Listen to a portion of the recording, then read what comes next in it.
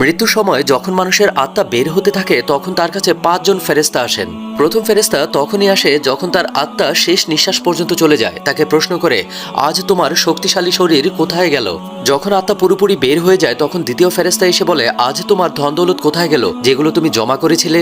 আর যখন জানাজা উঠানো হয় তখন তৃতীয় ফেরেশতা এসে বলে, আজ তুমি এতটা লম্বা সফরে বের হয়েছো যা তুমি এর আগে কখনো করনি।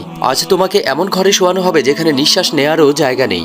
আর যখন তাকে কবরে শোয়ানো হবে তখন চতুর্থ ফেরেশতা এসে বলে, কাল পর্যন্ত তুমি জমিনের উপরে চলাচল করেছো আর আজ জমিনের নিচে শুয়ে আছো। কাল পর্যন্ত তুমি হাসছিলে আর আজকে কান্না করছো। কাল পর্যন্ত সবাই তোমার সাথে ছিল আর আজ তুমি একা। যখন কবরে মাটি দেওয়া হয় আর সবাই চলে যায় তখন পঞ্চম ফেরেশতা আসে, বলে তোমার সব আপনজন তোমাকে ছেড়ে চলে যাচ্ছে। যদি তারা থেকেও যেত তাহলেও তোমার কোনো সুবিধা হতো না। আজকে তুমি হয়তো জান্নাতের সুসংবাদ পাবে আর নয়তো কবরের আযাব।